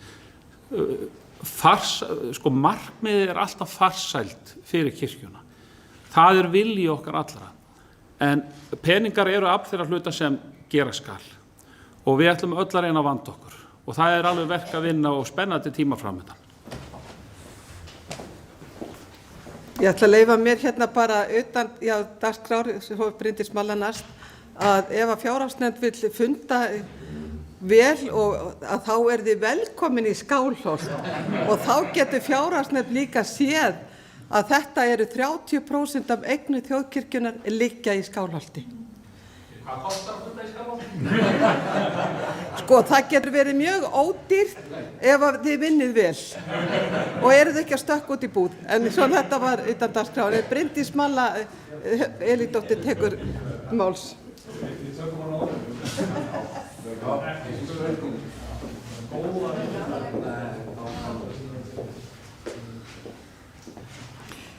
Forseti, kom upp og þakka vinnu fjárhagsnefndar, en mér langaði sérstaklega að koma og fagna því sem ég er búin að heyra hérna í umræðinni varðandi samtalið, að þið ætla að leggja áherslu á þetta samtal. Við erum náttúrulega að sjá þessa fjárhagsáætlun bara hérna 5 mínútum áður, nú hérna höfum að samþykkja hana, og við samþykkjum hana í trausti til þeirra vinnu sem fjárhagsnefnd er búin að leggja nótt og dag við. En við þurfum líka svona að vera meðvituð sko hvar ætlum við að marka stefnuna sem kirkjan er að fara eftir.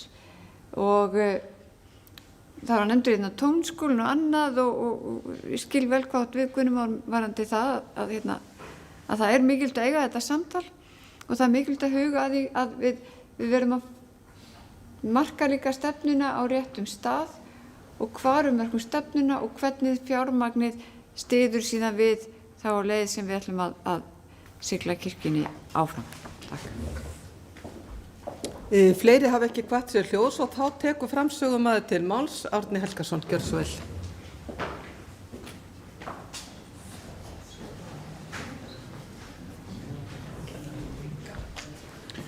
Forseti, ég vil byrja á því að þakka þessar gagnlegu umræður og mér langar líka að segja að minnst áherslu ég og ég held að samnefndar menn mínir séu mér sammála það að við erum bara að taka fyrsta skrefið. Við komum öll nýja þessu, við höfðum tiltölulega stuttan tíma til að skoða þetta.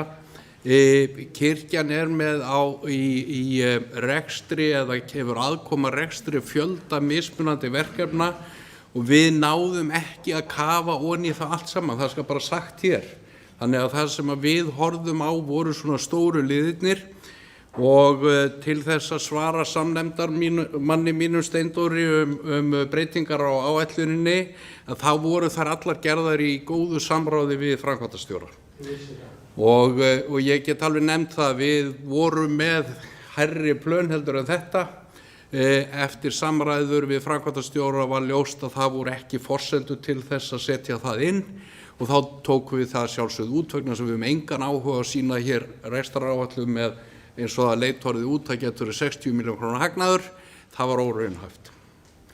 Vonandi náum við því samt. Ég vil taka undir líka með því sem að Rúnar sagði og Stefán tók undir með skýringar. Ég held að það sé nauðsynlegt að þegar kemur hérna upp skjalið, þið fáið að sjá þetta í nokkrar mínútur og svo ég það rétt upp hendi og samþykkja þetta, auðvitað í trausti þess að við höfum unnið okkar vinnu og rekstrarstofa hafi unnið sína vinnu, en það er eðlilegt að setja fram skýringar. Þannig að ég styð það heils hugar og mun leggja það til í nefndina að það verði gert. Þannig að þið getið áttað ykkur á því á hvaða forsendu verið að taka þessar ákvarðanir og fara til dæmis yfir það hvaða liðir að breytast á milli ára og af hverju. Biskup spurði hvort gert væri ráð fyrir því að þjónustan yrði áfram á 2 stöðum og það er þannig vegna þess að við höfum engar forsendur til annars að svo stöddu. Hins vegar starfandi nefnd sem að skoða framtíðarhúsnæði þjónustumiðstöðva kirkjunnar og gert ráð fyrir því að sú nefnd muni skila niðurstöðu á þinginu í mars. Og ef að úr þeirri skoðun kemur formleg tillaga hvað skuli gera þá að sjálfsögðu breytast forsendur í áætluninni. Þannig að við erum ekki að binda þjónustumiðstöðuna á 2 stöðum með þessar áætlun og okkur er alveg ljóst að það kunna verða breytingar á því og við vonum það að svo verði. Stefán nefndi það sem við tölum í nefndarálitinu með þetta samráð. Og það er nákvæmlega þetta sem að kom fram við ætlumst til þess að ef að það losnar staða að þá sé það skoðað í nánu samráði milli þeirra aðila sem að því koma, biskups eftir atvikum og framkvæmdastjóra rekstrarstofu eftir atvikum, væntanlega framkvæmdastjórinn í öllum málunum og biskup í sumum, en þannig að það sé skoðað eru einhverjir möguleikar á því í staðinn fyrir að ráða beint inn í stöðuna þrátt fyrir að séu fjárheimildir fyrir því að gera einhverja breytingar sem þýða það að það verði hægt að spara án þess að það komi niður á þjónustunni. Og það náttúrulega mjög mikilvægt og það partur af þessu samtali. Að við getum ekki, ef við segjum bara losni presta, við getum ekki bara loka kirkjunni þar. Það bara gerist ekki. Við erum ekki þessu til þess. Síðan má sjá, prókúrumáli nefndi Stefán, ég ætla svo sem ekki að ræða það hér, en þetta vissulega rétt að þetta hangir dálítið saman við það og það sama hugsun í því og ég vonast þess að það verði afgreitt á marsþinginu. Síðan þetta með þessa endurgreiðslu skuldarinnar. Við getum við gert áætlun það, ég veit ekki hversu raunhæft að setja það inn í rekstraráætlun í sjálfu sér. Við þurfum að byrja á því að snúa henni á þann hátt að við séum að mynda einhvern sjóð. Þegar við erum komin þangað þá getum við fara að ræða það hvernig við ætlum að ráðstafa því. En ég er sammála því í prinsipur við skuldum þennan penning. Ég held að það sé alveg ljóst að starfsfólk þjónustumiðstöðvarinnar það mun ekki halla sér aftur í stólunum vegna þess að við erum að sýna hér áætlun upp á 0. Það gerist ekki. Ég hef engar áhyggjur af því. Það hefur sýnt það og sannað á undanförnum árum hvað það fært að gera. Síðan þetta viðhaldi og ég alveg sammála á því að það slæmt að þurfa að minnka það fjármagn sem við setjum í viðhald. En þegar að staðan svo að við erum að ganga á eigið fé kirkjunnar ár eftir ár, þá verðum við hugsanlega að gera það tímabundið. Það mjög slæmt að þurfa að gera það, en það kann að vera að við verðum að gera það. Ég minni hins vegar á að við erum með sjóð sem ófyrirséð, hugsanlega koma upp einhver slík mál í varðandi viðhald fasteigna, við þurfum að grípa til hans. Þannig að það alveg mögulegt að það fari meira fé í þetta heldur en að við vorum að vonast til að væri mögulegt. Þetta með hlunnindin sem að Þuríður var að tala þetta mjög góð ábending og þetta auðvitað í framhaldi af þeirri umræðu sem við áttum hér í gær. Ég held að sé rétt hjá Stefáni að það ekkert einfalt að búa til ríkulega hlunnindajörð. Ef að menn ætla til dæmis í æðavarp þá þurfa menn að byggja það upp, þetta tekur tíma og það kunna vera aðrir möguleikar. En ég held að menn þurfa að skoða þetta og ég held að sko í samhengi við skýrsluna sem að gerð var jarðeignirnar, þá fannst mér reyndar þetta svolítið vanta inn í það og það mætti alveg bæta við þá skýrslu að því leyti að skoða þessa möguleika vegna þess að það hefur áhrif á ákvarðanir hvort og þá hvaða jarðir við hugsanlega myndum selja eða nýta með öðrum hætti heldur en nú gert.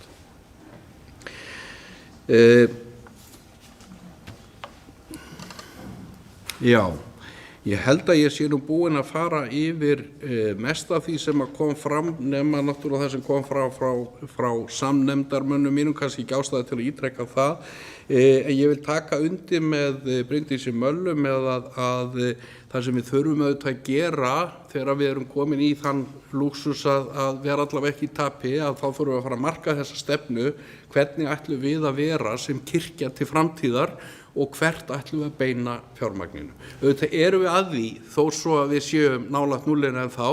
Við erum að taka ákvarðanir það en það verður að segjast að megni af því sem við erum að leggja fyrir núna bein afleiðing af því sem að reksturinn 2022 og 2021. Við erum dálítið að taka þær tölur og halda bara áfram með þar. Þannig að það engar stórkostlega stefnubreytingar í áætluninni.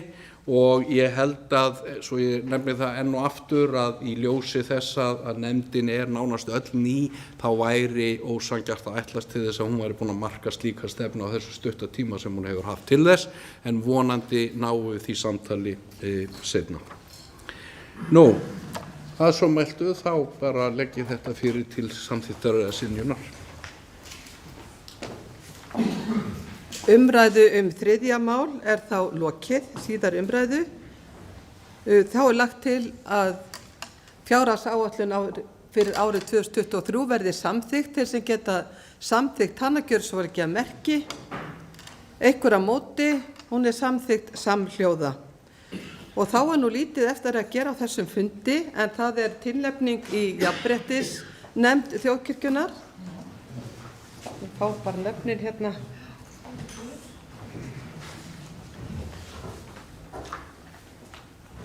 Við frestuðum þess á síðasta fundi.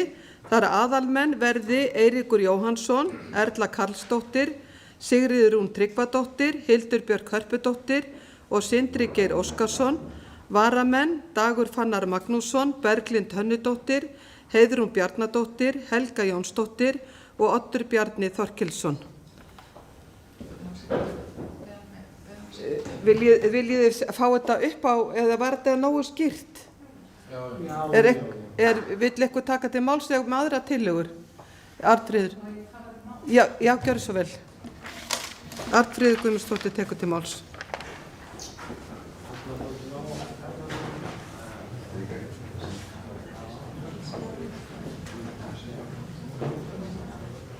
Forseti, mér finnst mikilvægt að þetta sé ekki bara afgreiðslumál, heldur langar mig aðeins að vekja athygli á þessum máli og þessum málaflokki.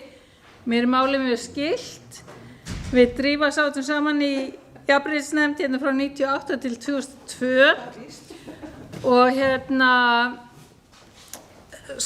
í fyrsta lagi þá þegar ég skoða heimasíðu eða sem sagt síðu jafnréttisnefndar þá segir þar að séu 10 fulltrúar. Í jafnréttisstefnu segir að séu 5 og 5, sem sagt 5 aðalmenn og 5 vara, en það er ekki, á síðunni er ekki gerður greinarmunur.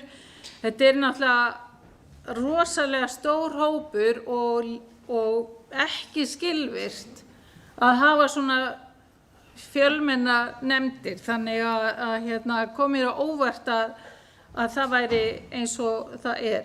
En það eru engar fréttir á netinu síðan 15. janúar 2020.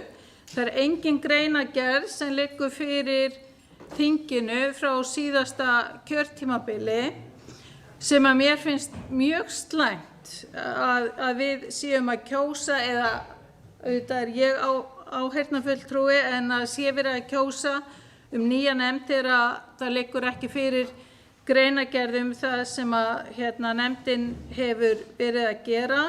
Það er ný stefna sem var samþykkt fyrir ári. Það kemur mjög óvart að þegar sú vinna var unnin að það hef ekki verið farið í það að útvíkka jafnréttishugtakið eins og hefur verið gert víðast hvar í okkar samfélagi, þannig að áætlunin ná ekki við fleiri málaflokka heldur en bara kynjajafnrétti. Þannig að það finnst mér mjög mikilvægt að það verði gert við fyrsta tækifæri, að það verði, sem sagt, að málaflokkurinn verði útvíkkaður þannig að það sé verið að taka tillit til jafnréttis á fleiri forsendum heldur en á kynjaforsendum, sem sagt fatlaðra eða kynþátta eða eða sem sagt málefni samkynhneigðra og fleira. Þannig að mig langaði líka að nota tækifæri til þess að spyrja hvort að það séu starfandi jafnréttisfulltrúar, hvort að það sé þá launastarf og hvaða starfshlutfall það sé, vegna þess að jafnréttisnefnd er að sjálfsögðu sem sagt svolítið máttlaus þegar kemur að framkvæmd nema það sé starfandi fulltrúar sem að fylgja eftir þá málaflokknum, en ég er sem sagt hér að kalla eftir því að þetta sé gegnsærra, þannig að við vitum hvað er í gangi og það sé einhver vinna í gangi en ekki bara mjög flott og metnaðarfull áætlun og stefna. Takk.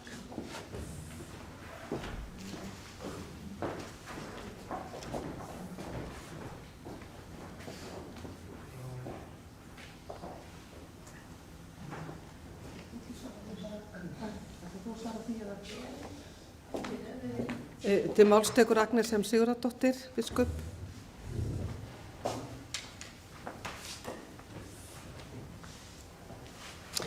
Forseti, já, það er þannig að þegar fækkar starfsfólki þá er bætt við verkefnum á þá sem fyrir eru og þannig var það með jafnréttisfulltrúana að Brynja Dögg er jafnréttisfulltrúi kirkjunnar.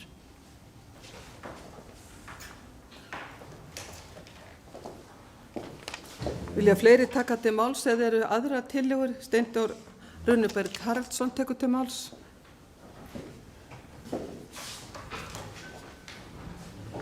Forseti, já, ég tek undir þetta að vera góð ábending frá Arnfríði. Það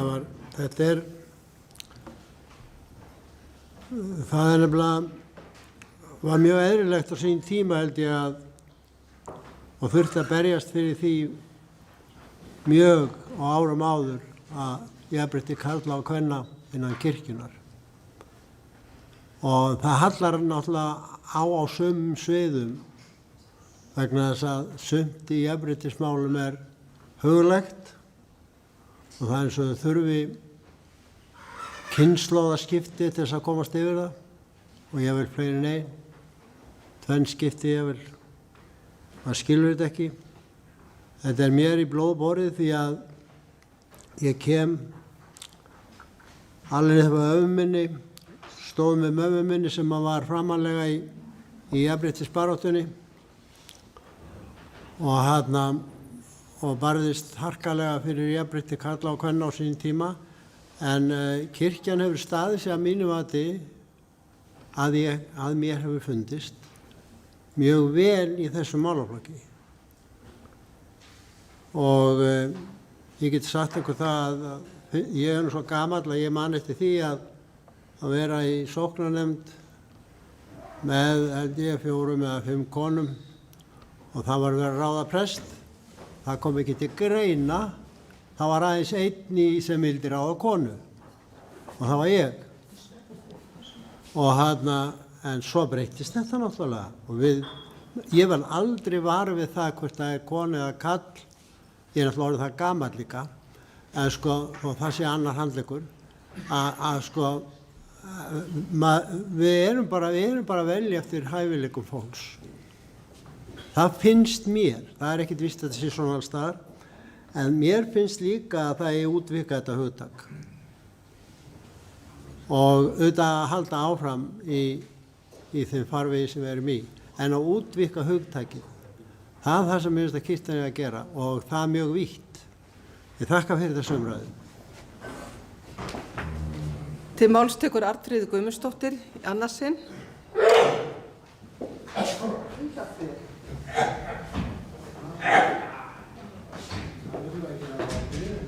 Forseti, já, takk fyrir þetta. Mér langaði bara að bæta við en áður sko vil ég bara fylgja eftir því sem að ég sagði áðan og að ég er ekki að, bara svo að það sé á hreinu, að ég er ekki að tala gegn því að jafnréttisnefnd fjalli kynjajafnrétti vegna þess að ég held að það sé gífurlega mikilvægt og það er ekkert náttúrulögmál að kynjajafnrétti sé viðhaldið, það þarf að fylgja því eftir. Og þegar að okkar nefnd, okkar drífu tók við, það var innan við 5% kvenna á kirkjuþingi. Það var 1 kona. Og við settum það sem markmið að fjölga konum og við unnum grimmt af því, þannig að í kosningunum 2002 þá fór fjöldi kvenna upp í 30%. Þannig að þetta er vinna og það þarf að fylgjast eftir.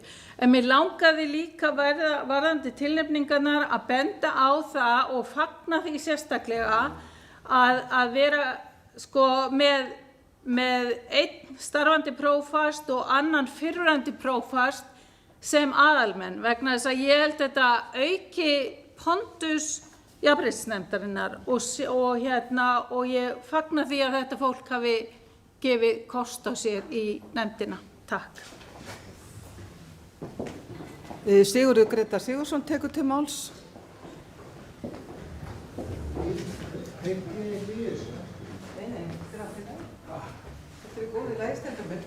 Þú kveikir í öllu, Steindór. Nei, forseti. Hvað er eiginlega gamall, Steindór? Þú talar alltaf eins og svo gamall, en það má vist ekki spyrja þingmenn. Sko, nei, ég fyrir ekki, ég byrst afsökunar. Sko ég mjög hlynntur jafnrétti og manni finnst það einhvern veginn, jú ég hef stundum verið svona vændur að kallremba, ekki kona mín gera það, en ég held að ég sé nú jafnrétti sinni í eðli mínu sko. Og þarna var ég nú ungur þegar það var gert. Sko, það eitt sem að truflaði mig aðeins til dæmis í október þegar verið var að ræða jafnréttið og þess vegna held ég að það þurfa að vera svo skýrar vinnureglur þegar við erum að vinna með kynjajafnrétti.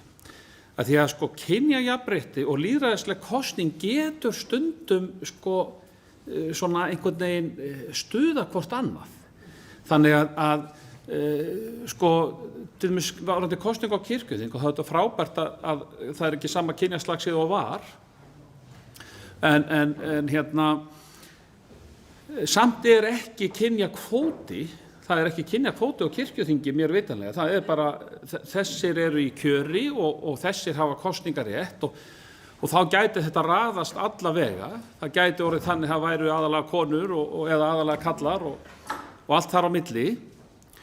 Og ef að við viljum að það sé bara markvisst svona kynjakvóti, þá verður náttúrulega að kjósa þannig. Sama gildir í til dæmis nefndir eða hópa eða embætti, það kom nú aðeins til tals einmitt í október, sama gildir slíka hópa ef að það er ætlast til, eða það er hópar sem á að kjósa, og ef það er ætlast til að það sé fylgt einhverjum ákveðnum svona jafnréttis kynjasjónum að það eigi að vera lágmarki í 3 manna hóp einn á hvoru kyni að lágmarki, þá þarf bara það að liggja fyrirfram. Þá þarf að kjósum sæti karlsins eða kjósum sæti konunar eða eitthvað svona. Ég er svona aðeins að bara stilla þessu upp, á þess að vera lengi umræðunum of. Fleiri hafa ekki kvatt sér hljóðs og þá ber ég þessa tillögu upp. Þeir sem geta samþykkt hana gjörðu svo vel að gefa merki. Takk fyrir ykkur á móti, hún er samþykkt samhljóða. Og þá er bara komið að lokum þessara 8. fundar. Við biskup höfum rætt málin og við forsætisnefnd.